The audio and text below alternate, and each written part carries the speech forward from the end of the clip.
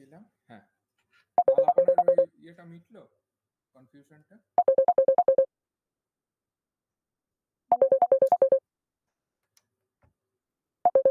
Hello,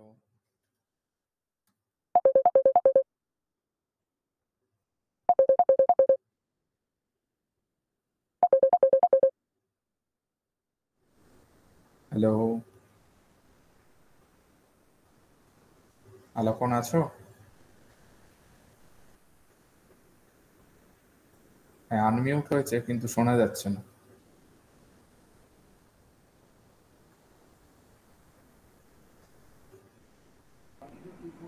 hello, শুনতে পাচ্ছ? তোমার কনফিউশনটা মিটলো?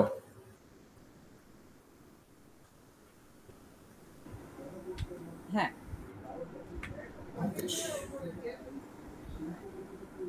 আচ্ছা, আর তুমি যদি অ্যাটমিকের দিক থেকে বলো, ওখানে তোমার একটা পার্টিকুলার এনার্জির ধরো তিনটে স্টেট থাকতেই পারে, কিন্তু একটা ইলেকট্রন তো অ্যাট এ টাইম একখানা স্টেটেই থাকবে, তাই না? একটা ইলেকট্রন অ্যাট এ টাইম একখানা স্টেট, তিনখানা স্টেট থাকতে পারে একসাথে। এখানেও তো তিনখানা স্টেট রয়েছে, তিনখানা কেন, যতগুলো স্টেট থাকার ডিজেনারেসি, কিন্তু অ্যাট এ টাইম পার্টিকেলটা তো একটা যে কোনো স্টেটে থাকবে, তাই না? দুটো স্টেটে তো থাকতে পারে, সেই জিনিসটার সাথে এটা তুমি মেলাতে পারো। আচ্ছা, যেটা বলছিলাম, হ্যাঁ, তাহলে আমি কি বলছিলাম, ই আই ই সিস্টেম, এটা তো আছে। আচ্ছা, এবার আমি ওমেগাটাকে যদি ডিজেনারেসি ধরে নিই, ফার্স্টে আমি ডিজেনারেসিটা জি দিয়েই লিখছি, জি যদি আমার ডিজেনারেসি ধরি, তাহলে আমি যেটা পাচ্ছি, আই ইকুয়াল টু 1 থেকে জি, টোটাল যে প্রবাবিলিটিটা, সেটা আমি এটা বলতেই পারি, আই ইকুয়াল টু 1 থেকে জি ইন্টু সাম কনস্ট্যান্ট, ধরো সি। এইটা এবার করতে গেলে আমি তার আগে একটা লাইন লিখি, পি আই, সেটা তো আমার কনস্ট্যান্ট ছিল প্রবাবিলিটিটা, মানে যদি আমার স্বাভাবিকভাবে প্রবাবিলিটিটা কনস্ট্যান্ট হবে, সেইটাকে আমি সি ধরেছি, ঠিক আছে? এইবার তাহলে আমার পি আই যদি টোটাল আমি সামেশন নিই, তাহলে সামেশন একটা হচ্ছে এবং তার সাথে সিটা কনস্ট্যান্টটা থাকছে। এবার 1 থেকে জি এর সামেশন, মানে ধরো সি খানা 1 থেকে জি নিচ্ছি, সি আই যদি বলি, তাহলে কি হয়, জি ইন্টু সি। মানে আমি যদি সি খানা ধরো পেন, 10 খানা পেন, ঠিক আছে, তো স্বাভাবিকভাবে 10 ইন্টু সেইটা, মানে 10টা পেন, তাই জি ইন্টু সি। এবার টোটাল প্রবাবিলিটিটা তো 1 সবসময় হতে হয়, তাই তো? টোটাল প্রবাবিলিটি 1 হতে হয়। দাঁড়াও, কি কোথাও ভুল করলাম।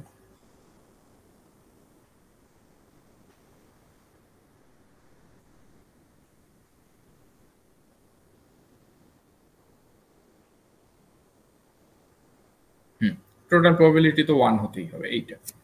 তাহলে 1 equal to G into C. এইবার তার মানে এখান থেকে সি ইকুয়াল টু কি দাঁড়ালো, 1 বাই জি। এবার জি ডিজেনারেসি ধরেছি, এবার এটাকে আমি ওমেগা দিয়েও লিখতে পারি। ডিজেনারেসি মানে এখানে আমার কি, নাম্বার অফ মাইক্রোস্টেট, তো সেটাই তো ওমেগা। তো আমি জিটাকে is nothing but omega, G হচ্ছে নাথিং বাট ওমেগা। তো আমার C equal to 1 by omega হবে। তাহলে আমার প্রবাবিলিটি আই, মানে একটা সিস্টেমকে আই স্টেটে পাওয়ার প্রবাবিলিটি কত হলো, 1 বাই ওমেগা, যখন EI equal to E system. Otherwise তো জিরো হবে যখন EI not equal to E system, ঠিক আছে?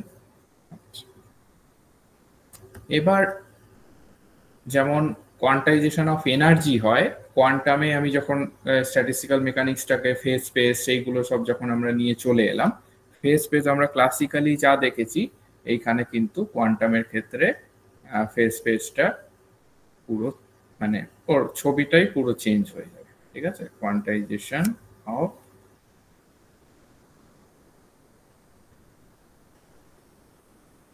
Phase space.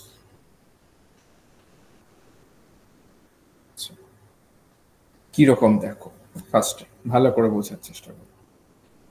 আমার ফেস স্পেস ছিল এইটা, ঠিক আছে। ক্লাসিক্যাল কি ছিল, আমি একদম পার্টিকুলার পয়েন্ট অফ মাইক্রোস্টেট গুলো পার্টিকুলার পয়েন্ট দিয়ে আমি ডেসক্রাইব করতে পারছিলাম, মানে আমার একটা ফেজ লাইন ছিল, ঠিক আছে। ফেজ গুলোকে আমি পার্টিকুলার পয়েন্ট দিয়ে ডেসক্রাইব করছিলাম। এইখানে কোয়ান্টামের ক্ষেত্রে আমি আমি আমরা পড়েইছি যে আমি যখন কোয়ান্টাম রিজিয়নে যাব, আমি পজিশনটা কে কখনোই, পজিশন বা মোমেন্টাম কখনোই আমি অ্যাকুরেট মেজার করতে পারবো না। মানে আমাকে একটা অ্যাকুরেট করতে গেলে আরেকটাকে আমাকে ঠিকঠাক ভাবে করতে পারবো না। এটা কি হয়, এরকম টাইপের একটা হয়, তাই তো। আচ্ছা, এখান থেকে জিনিসটা আসছে, মানে আমার কিউ আর পি অ্যাকুরেটলি আমি যে একটা পয়েন্টে আমি যে বসাবো সেটা হতে পারে না। আমি বলতে পারি যে একটা, হ্যাঁ, একটা সার্টেন জায়গার মধ্যে ওই জিনিসটা থাকার প্রবাবিলিটি আছে। কোয়ান্টাম যখনই আসে তখনই একটা প্রবাবিলিটি চলে আসে। আমি বলতে পারি যে এই জায়গাটার মধ্যে, এই জায়গাটার মধ্যে থাকার, এই রিজিয়নটার মধ্যে থাকার একটা প্রবাবিলিটি আছে। মানে আমি পার্টিকুলার পয়েন্ট একটা দিতে পারছি না, আমাকে একটা রিজিয়ন বলতে হচ্ছে, এবং আমাকে এইভাবে কথাটা বলতে হচ্ছে যে এই রিজিয়নের মধ্যে থাকার প্রবাবিলিটি আছে, ঠিক আছে। এইটুকু বোঝা গেল। তো তখন আমার কিন্তু ফেজ লাইনটা একটা লাইন থাকলো না, একটা ক্লাউড টাইপের, মানে হেজি একটা ব্যাপার চলে এলো, একটা রিজিয়ন, ঠিক আছে। আচ্ছা, হলো। এইবার এই যে এইটাকে আমি যদি এবার একটু জুম করে আঁকি, একটা রিজিয়ন, ঠিক আছে। এই রিজিয়ন, প্রত্যেকটা রিজিয়নকে আমি যদি একটা এরিয়া এরিয়া দিয়ে ভাগ, মানে এরিয়া হিসাবে ভাগ করে নিই প্রত্যেক কটা রিজিয়ন, ঠিক আছে। মানে এতক্ষণ কি ছিল, এই আমার ফেজ লাইন ছিল, আমি বলতে পারি এই টাইমে সিস্টেমটা এই ফেজে আছে, এই পয়েন্টে। এবার আমি এখন কোয়ান্টামের ক্ষেত্রে কি বলছি, এই টাইমে এই সিস্টেমটা এইটুকু এরিয়ার মধ্যে থাকার প্রবাবিলিটি রয়েছে, ঠিক আছে। কথাটা বোঝা যাচ্ছে কি বলছি? বেশ, এগুলোকে এবার এক একটা, এবার এইটাকে দাঁড়াও, এগুলোকে আমি বলছি এবার, তাহলে জিনিসটা কিরকম হয়ে যাচ্ছে দেখো। কিউটাকে আমি এখন আপাতত এক্স ধরে নিচ্ছি, এইটাকে যদি আমি পি এক্স ধরি, তাহলে আলটিমেটলি আমার ছবিটা কিন্তু এইরকম হয়ে যাচ্ছে। মানে আমি, মানে গ্রাফের মতো অ্যাকচুয়ালি হয়ে যাচ্ছে।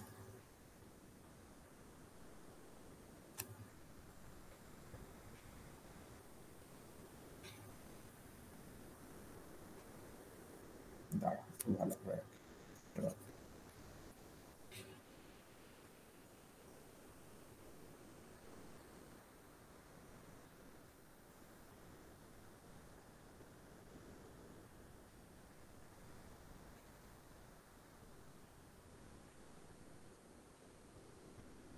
আমি বলতে পারি যে একটা পার্টিকেল এই সেলটার মধ্যে, এইটুকু জায়গার মধ্যে থাকার প্রবাবিলিটি রয়েছে। এই ছোট ছোট পার্টগুলোকে এক একটা সেল বলা হচ্ছে, ঠিক আছে। এই সেলগুলো আর কিছু না, এক একটা কোয়ান্টাম স্টেটকে ডিফাইন করছে, মানে এক একটা মাইক্রো স্টেটকে ডিফাইন করছে, ঠিক আছে।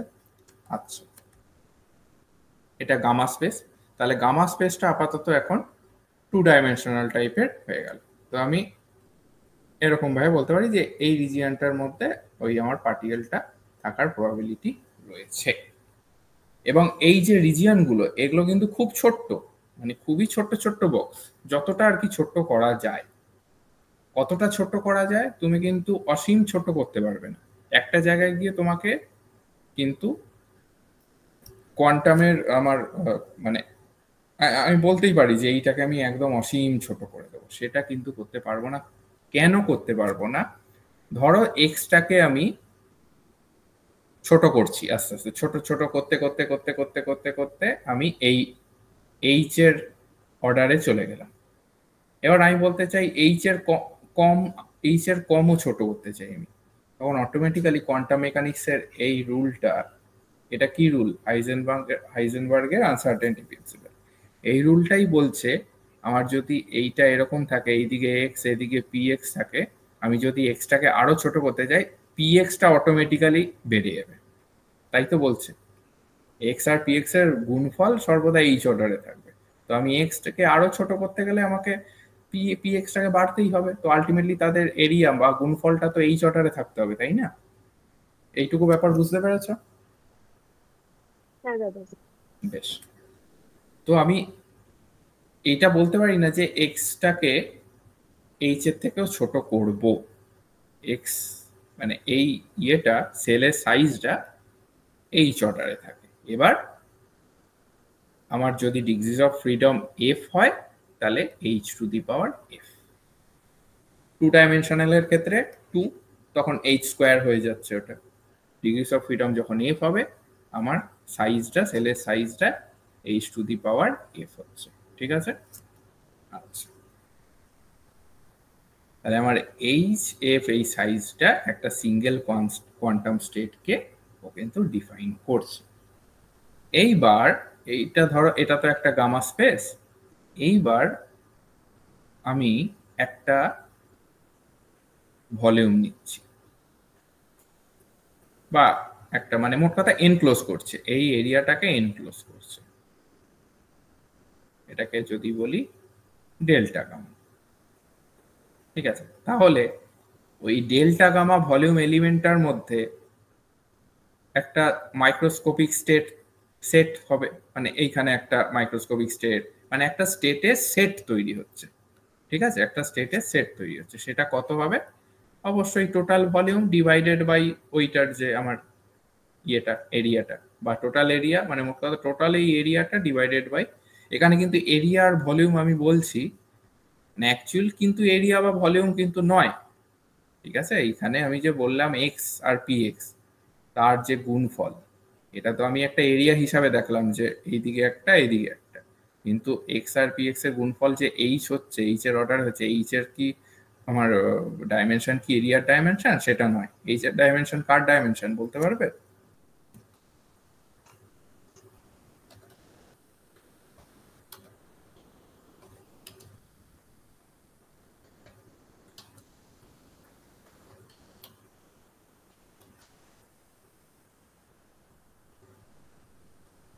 এইচটা কি প্লাঙ্কস কনস্ট্যান্ট? তো তার ডাইমেনশনটা কি?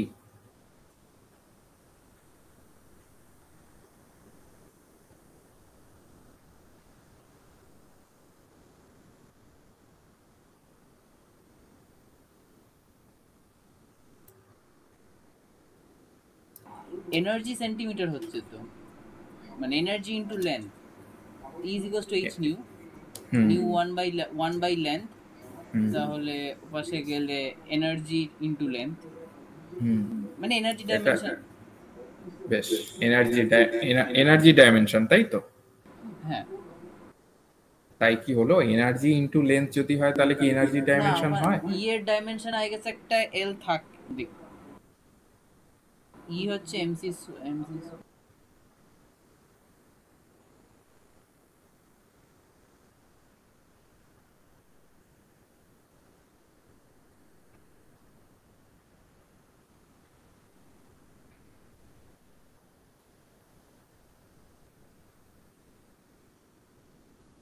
বলো, এখানে একটা এম থাকবে, এইটা হচ্ছে এইচ এর ডাইমেনশন। ঠিক আছে,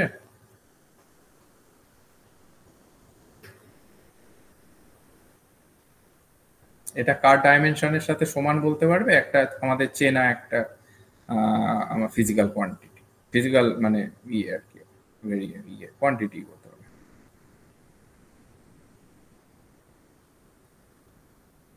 খুব সহজ, চোখের সামনেই আছে, এই এই পুরো জায়গাটার মধ্যেই জিনিসটা রয়েছে, মানে ফোর্সের এখান থেকেই ডাইমেনশন খুঁজে দাদা? পাওয়া যাবে।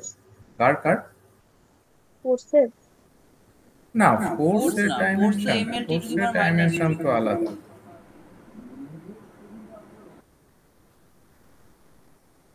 মোমেন্ট এম ভি না,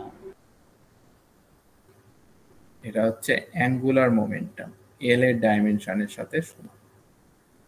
ঠিক আছে, কিভাবে পেলাম? খুব সহজ, এই চোখের সামনে এইটা জল করছে। অ্যাকচুয়ালি এখান থেকেই তো এইচ এর ডাইমেনশনটা পাওয়া যায়। এটার ডাইমেনশন হচ্ছে এল, আর পি এর ডাইমেনশন কি বলো? m l t to the power -1। ব্যাস, এইটা মাল্টিপ্লাই হয়ে তো এইটা আসছে। তো এখান থেকেই তো আলটিমেটলি চলে আসছে M L two T to the power -1। এটার আনসার। আরেকটা কি আমি বললাম, কার সাথে, কার ডাইমেনশনের সাথে ইকুয়াল? এখানে দেখো, এটা হচ্ছে আর, এটা হচ্ছে P. L equal to R cross P, তাই তো? হ্যাঁ, অ্যাঙ্গুলার মোমেন্টাম। তাহলে চোখের সামনেই রয়েছে সবকিছু, হ্যাঁ জাস্ট একটু দেখতে হবে, ভালো করে অবজার্ভ করলেই বুঝে যাবে জিনিসটা। ঠিক আছে, আচ্ছা যাই হোক। তো ওইখানে ভলিউম সারফেস ওই ব্যাপারটা কিন্তু, মানে ব্যাপারটা হচ্ছে অন্য, মানে এখানে তো আমি এরিয়া পাতি দেখিয়ে দিলাম যে এক্স ইন্টু এইটা এরিয়াটা বাড়ছে, কিন্তু অ্যাকচুয়ালি এরিয়া নয়, এটা ডাইমেনশন একটু আলাদা এই জিনিসগুলো। আচ্ছা যাই হোক, তো আমি টোটাল সেট অফ এইটা, তার মানে টোটাল আমার যে জিনিসটা ডিভাইডেড বাই একটা পার্টিকুলারের যে আমার সাইজ, তাই না? টোটাল সাইজ ডিভাইডেড বাই একটা সেলের সাইজ, এইটা হচ্ছে আমার নাম্বার অফ মাইক্রোস্টেট। ঠিক আছে, আচ্ছা এইবার একটা আমি ওই সেই পার্টিকেল 3 ডাইমেনশনাল বক্সের ক্ষেত্রেই যদি যাই, তার ফেস স্পেসটা যদি দেখার ইয়ে করি, আমি আমি কি করছি, আমি করছি হচ্ছে একটা 3 ডাইমেনশনাল বক্সে একটাই পার্টিকেল। এর আগেরটা ছিল N particle system, capital N অবশ্যই। ঠিক আছে, স্মল এনটা ছিল এন এক্স, এগুলো কিন্তু ছিল কোয়ান্টাম নাম্বার। ঠিক আছে, কালাপন গুলিয়ে ফেলেছিল, এইটা ক্যাপিটাল এন। আচ্ছা, এখানে আমি ওয়ান ওয়ান পার্টিকেল সিস্টেমের ক্ষেত্রেই যদি ধরি, একটাই পার্টিকেল 3D বক্সে আছে, তো আমার হ্যামিল্টনিয়ানটা কি ছিল? এইচ এন, হ্যামিল্টনিয়ান না, মানে আমার ইয়ের ইকুয়েশনটা, শর্ডিঞ্জার ইকুয়েশন,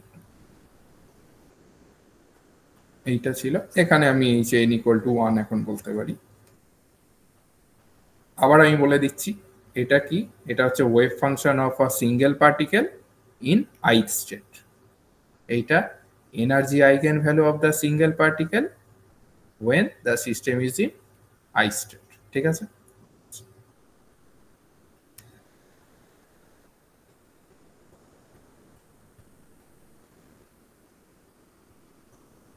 লিখতে পারি এটা n ইকুয়াল টু যখন 1,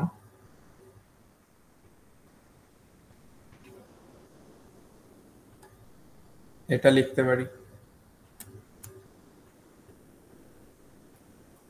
psi i কিউটাকে আমরা লিখতে পারি n1 n2 n3, এইভাবে লিখতে পারি। এবং এটা একটা ফর্ম রয়েছে, মনে আছে নিশ্চয়ই,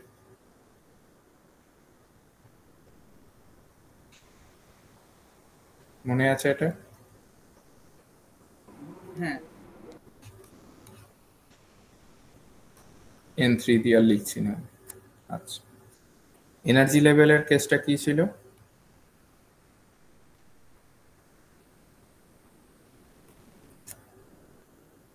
মনে আছে এক্সপ্রেশনটা কারোর?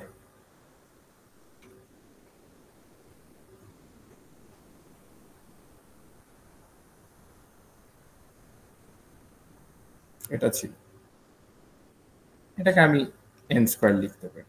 ঠিক আছে, তাহলে এইচ স্কোয়ার এন স্কোয়ার,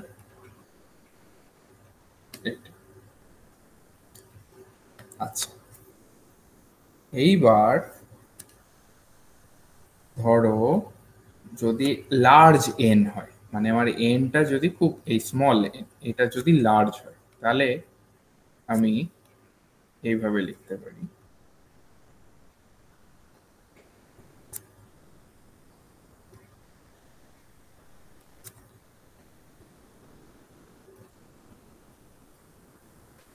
এটা কিভাবে লিখলাম, কি লিখলাম আগে বোঝার চেষ্টা করো।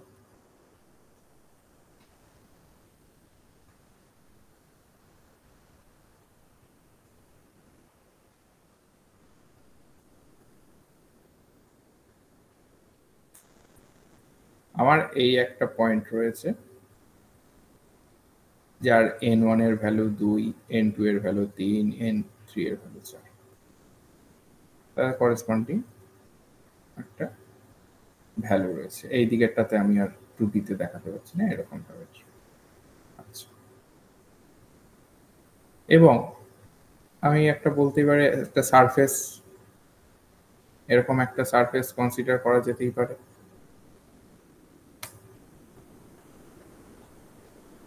এটা অ্যাকচুয়ালি মানে একটা অকটেন্টে টোটাল স্ফিয়ার ধরলে একটা পার্টি একটা অকটেন্ট, ঠিক আছে, মানে 8 ভাগের 1 ভাগ একটা অকটেন্টের পার্টটা এইটা পড়ছে, ঠিক আছে, স্ফিয়ারের। তো আমার ভলিউমটা কত হচ্ছে, এটা তো ভলিউমটা কত হচ্ছে 4/3 পাই আর কিউব, আর যদি আমার স্ফিয়ারের ইয়ে হয়, ঠিক আছে, তাই এখানে এন হচ্ছে আমার এন কিউব, এবং তার একটা মানে অষ্টমাংশ মানে একটা এই 1/8 মানে একটা অকটেন্টের মানে টোটাল অকটেন্টের একটা পার্ট পুরো সিস্টেম, মানে একটা অকটেন্ট। যেমন কোয়াড্রেন্ট ছিল, এদিকে প্লাস প্লাস, এদিকে প্লাস মাইনাস, এদিকে মাইনাস প্লাস, এদিকে মাইনাস মাইনাস। তো একটা যদি সার্কেল আমি করি, প্লাস প্লাসের জাস্ট 1/4 হবে টোটাল সার্কেলের। মানে 4/3 পাই n কিউব এই জিনিসটা কেন আনছি আমরা? মানে এইখানে আমরা n গুলোকে ny মানে n1 n2 n3 কে দিয়ে এই যে এটা তো জানি, হ্যাঁ ব্যাস এইটা করে যায় n এর যা ভ্যালুটা আসবে। যদি 1 2 3 হয় তাহলে কত হচ্ছে, 14 হচ্ছে, তো n এর ভ্যালু √14, তাহলে √14 ডিস্টেন্সের একটা ইয়ে। আমার তো মেন আমার n, এবার তার মধ্যে আমি ডিজেনারেসি রয়েছে বলে আমি এইগুলো আর কি নিচ্ছি, ঠিক আছে। ওকে, এবার এটা যেমন আমি 1/4 নিতাম, তো আমার অকটেন্ট এটা 3 ডাইমেনশনের অকটেন্ট হয়ে যাবে। অকটেন্টের ক্ষেত্রে আমি 1/8 নিচ্ছি। এবার 1/8 নিচ্ছি এর কারণটা বলতে পারবে আমাকে? মানে আমি একটা অকটেন্টই কেন নিলাম?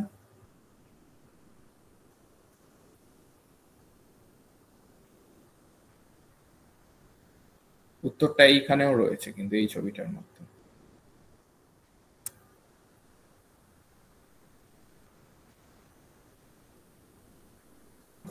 কারণ ওই একটাতে n গুলোর ভ্যালু পজিটিভ রয়েছে, বাকিগুলো Very good. নেগেটিভ ভ্যালুগুলো আসছে, Very good, যেটা very good. Impossible to B happen. n1 n2 n3 বা nx ny nz যাই বলো, সেগুলো হচ্ছে পজিটিভ ইন্টিজার, তাই তো? তো আমি জাস্ট পজিটিভ যেগুলো যে অকটেন্টে হচ্ছে তিনখানেই পজিটিভ সেইটা নিচ্ছি, ওই জন্য 1/8। আচ্ছা, এইবার আমি যদি n এর ভ্যালুটা বসিয়ে দিই, মানে n এর ভ্যালু আগের ইয়েতে যা পেয়েছিলাম এখান থেকে আমার n এর ভ্যালু n স্কোয়ার এর ভ্যালুটা কত আসছিল, 8m l square en by h square, এরকম টাইপের কিছু একটা আসছিল, ঠিক আছে। তো আমার n কিউবের যে ভ্যালুটা আসবে সেটা হবে l cube by h cube 2m, এইটা। তো এইটাই আমি বসিয়ে দেব, তাহলে 4/3 পাই n কিউবের জায়গায়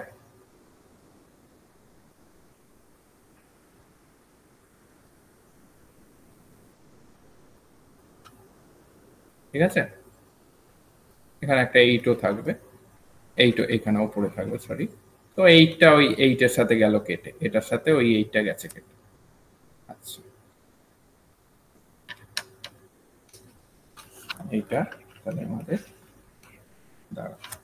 এবার তাহলে গামা স্পেসে ভলিউমটা কি হবে সেটাকে যদি গামা আর ই দিয়ে লিখি, দেখো আলটিমেটলি তো এইটাই দাঁড়ায়, মানে আমার একদম বেসিক ভাবে বলতে গেলে এইটাই। এবার d3x l হয়ে যাচ্ছে অটোমেটিক্যালি তার ভলিউমটা, বক্সের ভলিউমটা, সরি l কিউব, লেন্থ যদি l হয়, ঠিক আছে।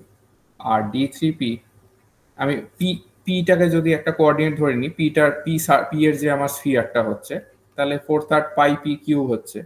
এবার আমি পি এর ভ্যালুটা বসিয়ে দিচ্ছি।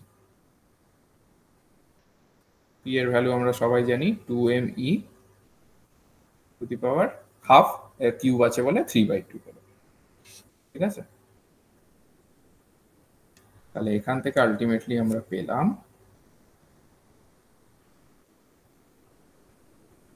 আচ্ছা, এখান থেকে আলটিমেটলি আমরা এইটা পেলাম। তাহলে আমি কি কি পেলাম একবার জাস্ট সামারাইজ করে লিখি। আমি পেলাম কিউ আর অফ ই, এটা হচ্ছে ভলিউম অফ গামা স্পেস। ঠিক আছে, সেটা পেলাম হচ্ছে এল কিউব 4/3 পাই 2m e 3/2।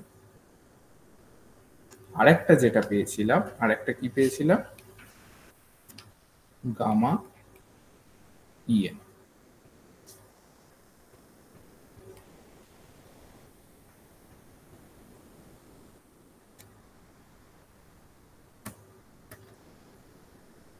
এই যেটা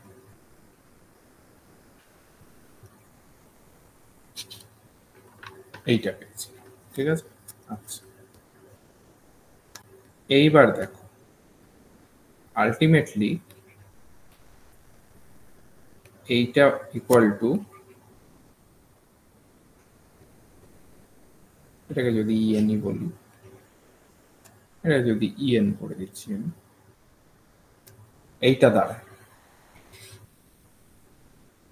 এইটা এটার সাথে সেম, জাস্ট নিচে এইচ কিউব আছে, তাই তো? আমি তাই লিখলাম। এবার এইচ কিউবটা কি বলেছিলাম, এক একটা সেলের আমার ডাইমেনশন এইচ হতে পারে। ঠিক আছে, স্মলেস্ট সেলের, তাহলে এইচ কিউবটা সেই স্মলেস্ট যে সেল তার সাইজটা বোঝাচ্ছে, মানে ভলিউম যদি বলো সেটা। এটা কি, number of microstate in phase space gamma space. এটা এইমাত্র বললাম total volume of gamma space. তাহলে দেখো আমি লিখেছিলাম